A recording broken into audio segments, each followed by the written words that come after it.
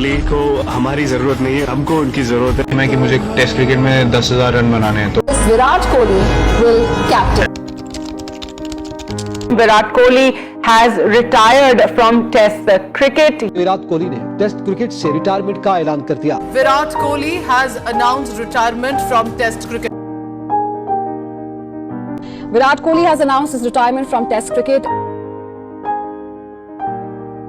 विराट कोहली का test cricket से retirement लेने का ऐलान। विराट खुद बोल चुके हैं कि मेरा कोई रिटायरमेंट का प्लान नहीं है। पूरी दुनिया से मैसेज आ रहा है कि भाई 36 साल के विराट कोहली क्यों जा रहा है।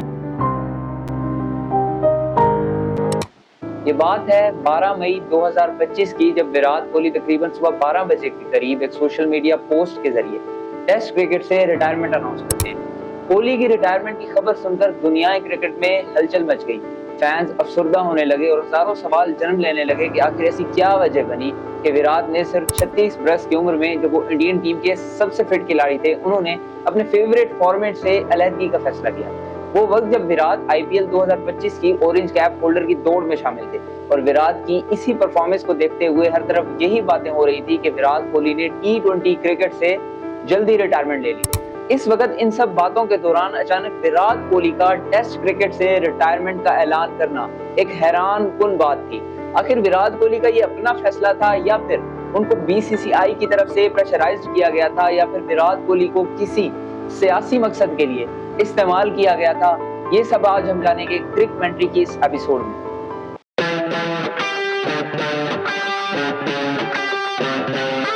बीस जून 2011 वो दिन जब विराट कोहली ने वेस्ट इंडीज के खिलाफ अपना टेस्ट डेब्यू किया। उनकी टेस्ट क्रिकेट का आगाज तो इतना शानदार नहीं रहा, लेकिन फिर जब उन्होंने डेब्यू के कुछ अरसे बाद ऑस्ट्रेलिया, न्यूजीलैंड और इंग्लैंड जैसी टीमों के खिलाफ सेंचुरीज बनाना शुरू की, तो फिर दुनिया क्रिकेट को पता चलने लगा कि विराट कोहली कौन है। 123 test matches, 9,230 run, 30 centuries, 31 half centuries और 46.85 की एवरेज। और सिर्फ यही नहीं, MS Dhoni has chosen to retire from Test cricket. In his place, Virat Kohli will captain. Virat Kohli को जब MS धोनी की रिटायरमेंट के बाद इंडियन टेस्ट टीम का कप्तान बनाया जाता है, तो वो अपनी परफॉर्मेंसेस के साथ साथ अपनी जारहाना टेस्ट कैप्टनसी से भी दुनिया क्रिकेट को हैरान कर देते हैं। बतौर कप्तान विराट कोहली ने टीम इंडिया की तरफ से 68 टेस्ट मैचेस खेले, जिसमें से वो 40 मैचेस जीते, 11 मैचेस ड्रॉ हुए और सिर्फ 17 मैच हारे। और इसी के साथ साथ वो टीम इंडिया के पहले कप्तान बने जिसने पहली मर्तबा as a captain Australian team को टेस्ट सीरीज में ऑस्ट्रेलिया में ही शिकस्त दी। ये विराट कोहली की ही कप्तानी का दौर था जब इंडियन क्रिकेट टीम 2015 से लेकर 2021 तक मुसलसल 5 साल कोहली की ही बेहतरीन कप्तानी की वजह से टेस्ट क्रिकेट में नंबर 1 रही। और इसी वजह से विराट कोहली को इंडियन टेस्ट क्रिकेट का मोस्ट सक्सेसफुल कैप्टन कहा जाता है। नहीं कह रहा हूँ, ये मैं सच्चाई बोल रहा हूँ कि हम इतना बिलीफ रखते हैं एज ए टीम अपने अंदर कि हम लोग किसी को भी कहीं भी हरा सकते हैं। When I've done well. Indian newspaper the Indian express के मुताबिक 2013 में विराट कोहली ने बताया था कि वो टेस्ट क्रिकेट में 10,000 रन बनाना चाहते हैं और यही उनका एम है।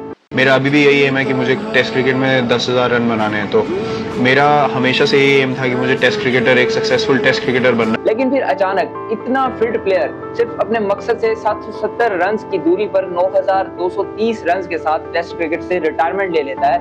और जरा सोचिए कि इतना बड़ा प्लेयर बगैर किसी फेयरवेल मैच के कैसे रिटायर हो सकता है।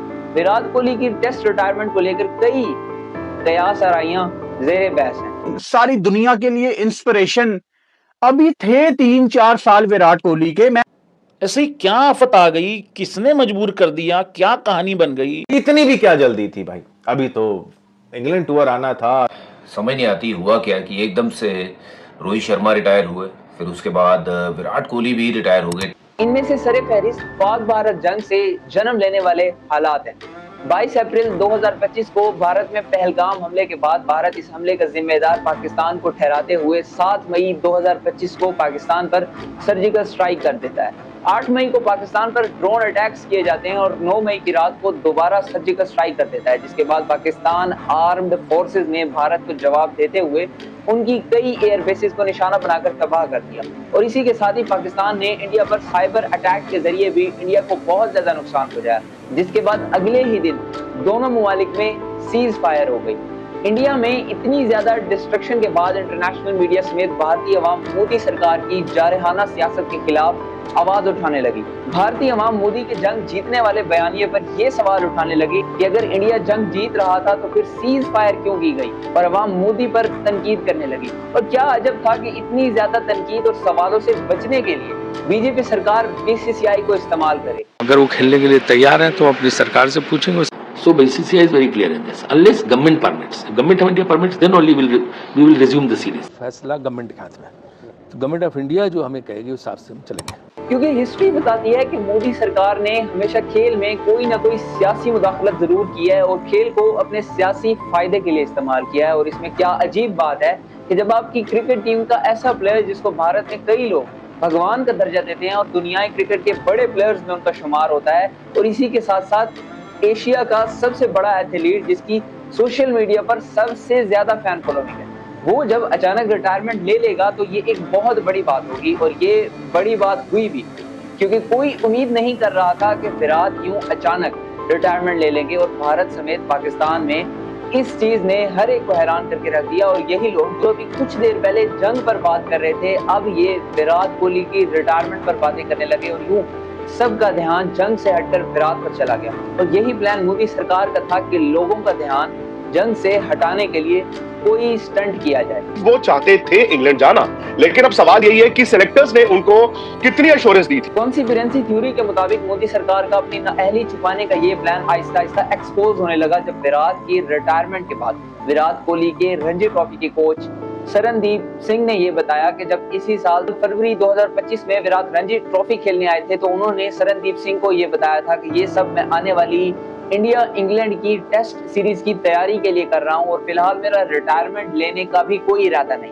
टाइम्स ऑफ इंडिया के मुताबिक जब शरणदीप से विराट की रिटायरमेंट के हवाले से पूछा गया तो उन्होंने कहा he came to play red ball cricket in Ranji trophy so he had no thinking like that. इसी के साथ साथ विराट की रिटायरमेंट के बाद उनकी wife Anushka Sharma social media post पर ये लिखती हैं कि somehow I always imagined you would retire international cricket in whites but you have always followed your heart।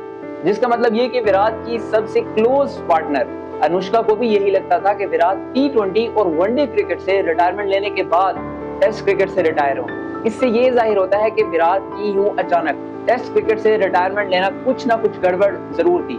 कुछ लोगों का तो ये भी मानना है कि बीसीसीआई ने रोहित शर्मा को टेस्ट क्रिकेट से जबरदस्ती रिटायर करवाया और अब वो विराट के साथ भी ऐसा ही करने वाले थे, लेकिन इससे पहले ही विराट ने रिटायरमेंट ले ली।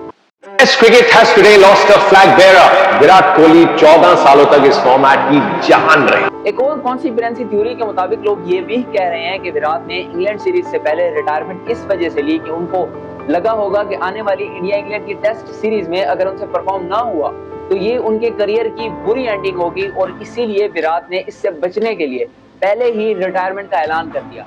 लेकिन ऐसा बिल्कुल भी नहीं था। ये तो वो फॉर्मेट है यार जो सबसे आखिरी में छोड़ता है, अधूरी रह गई भाई कहानी। एक कॉन्स्पिरेसी थ्योरी ये भी है कि बीसीसीआई ने विराट को बताया कि वो इंग्लैंड टूर के लिए उनकी कंसीडरेशन में नहीं है और शायद वो सिलेक्ट ना किए जाए। और दूसरी तरफ बीसीसीआई ने मीडिया पर ये नाटक किया कि विराट टेस्ट क्रिकेट से खुद रिटायरमेंट लेना चाहते हैं, जबकि हम विराट को ये कह रहे हैं कि आगे आने वाली इंग्लैंड सीरीज में हमें विराट जैसे एक्सपीरियंस्ड प्लेयर की जरूरत होगी। लेकिन रियलिटी ये थी कि टेस्ट क्रिकेट से रोहित शर्मा को फोर्सफुली रिटायर करने के बाद विराट को भी ये बता दिया गया था कि वो टेस्ट क्रिकेट से रिटायर हो जाए। डॉन की एक रिपोर्ट बताती है कि बीसीसीआई के फॉर्मर प्रेसिडेंट सौरभ गंगोली को हटाकर रॉजर बिनी को बीसीसीआई का नया प्रेसिडेंट सिर्फ इसीलिए बनाया गया था क्योंकि सौरभ गंगोली ने मोदी सरकार की बीजेपी पार्टी को ज्वाइन करने से इनकार किया था। और इसी के साथ साथ बीसीसीआई के वाइस प्रेसिडेंट राजीव शुक्ला और इस वक्त इंडियन टीम के हेड कोच गौतम गंभीर का मोदी सरकार की बीजेपी पार्टी से